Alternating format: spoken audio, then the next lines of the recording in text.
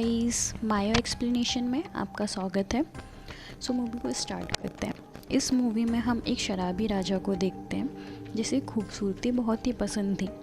ऐसे ही एक दिन शराब के नशे में राजा को किसी लड़की के गाने की आवाज़ सुनाई देती है। उस लड़की की आवाज़ इतनी मधुर थी कि वो राजा इतना पागल हो गया, जिससे वो उस लड़की को ढूंढने जाता है और उसको ढूंढता हुआ उसके घर पहुंच जाता है। बट उस घर में कोई भी लड़की नहीं थी। इनफैक्ट वहाँ तो बूढ़ी बहनें रहा करती थी जिनका नाम डोरा और ईमा था। उनकी आवाज़ इतनी ज़्यादा अच्छी थी कि राजा उनको खूबसूरत लड़की समझकर पहले तो उन्हें गहने गिफ्ट करता है और बाद में उन्हें देखने जाता है, क्योंकि राजा को लग रहा था कि जिनकी आवाज़ इतनी सुंदर है वो खुद कितना ज़्यादा सुंदर होगा। पर डोरा राजा से कहती है कि वो एक हफ्ते बाद उनसे मिलने आए, तब वो उन्हें अपनी एक उंगली दिखाएगी। और राजा को लगता है कि शायद वो लड़की उनसे शर्मा रही है, इसलिए ऐसा बोल रही है। और यहाँ पर राजा उनकी बात मान जाता है। अब वो दोनों बहनें अपनी अपनी उंगलियों को जवान बनाने में लग जाती है। जहाँ डोरा अपने हाथों को क्लीन करती है तो ईमा को कुछ समझ नहीं आता है, इसलिए वो अपनी उंगलियों को अपने मुंह में ही डाल लेती है और अगले पूरे एक हफ्ते तक वो अपनी उंगली को अपने मुंह में ही रखती है।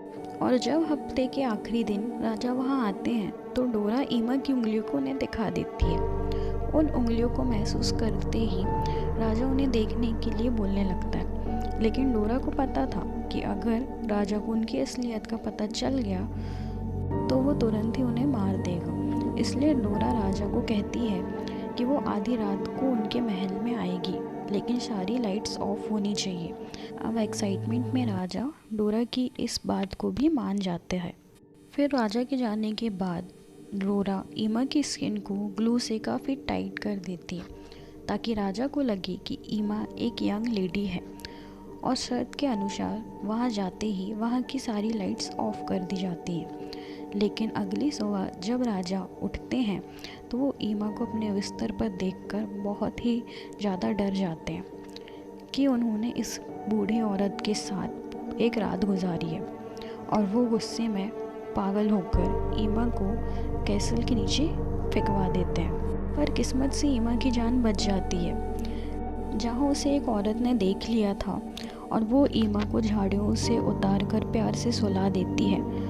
अब थोड़ी देर बाद जब ईमा को होश आता है तब वो देखती है कि वो एक सुंदर लड़की में बदल चुकी है।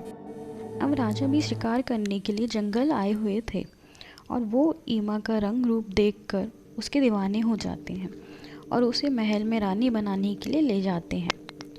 अब अपनी शादी में ईमा डोरा को भी इनवाइट करती है और साथ ही उसके लिए कीमती ड्रेसेस भी भिजवाती है।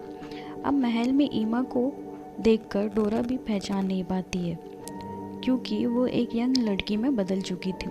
लेकिन जब ईमा अपनी पूरी कहानी बताती है तब डोरा उससे कहती है कि उसे भी जवान होना है, और वो ईमा को बार बार पूछकर उसे तंग करने लगती है। बट ईमा को तो खुद भी नहीं याद था कि उसके साथ उस रात को जंगल में हुआ क्या था। अब डोरा उसे बहुत ही ज़्यादा परेशान कर रही थी। तब ईमा तंग होकर उसे बताती है कि उसने अपनी स्किन को ही चेंज करवा दिया है, और ऐसा बोलकर डोरा को वहाँ से भगा देती है। तब डोरा सीधे मोची के पास जाती है और अपनी स्किन बदलने के लिए उसे कहती है। पहले तो वो मोची मना कर देता है, लेकिन उसकी कीमती चीज़ों को देखकर उसे हाँ कर देता है और जंगल में ले जाकर उसकी स्किन को काट देता है। असल में डोरा को लग रहा था कि अब वो खूबसूरत हो जाएगी, बट ऐसा नहीं होता है। यहाँ दूसरी तरफ ईमा पर किया हुआ जादू का असर भी धीरे धीरे अब कम हो रहा था, इसलिए वो दोबारा से बूढ़ी दिखने लगती है। अब जब ईमा खुद ये नोटिस करती है तब राजा को छोड़कर बाहर चली जाती है और यहाँ पे अब वो दोबारा से अपनी पुरानी ही ज़िंदगी में लौट जाती है। लेकिन इस सब के बीच उसने अपनी बहन को खो दिया था। और इसी के साथ साथ हमारी ये मूवी यहाँ पर एंड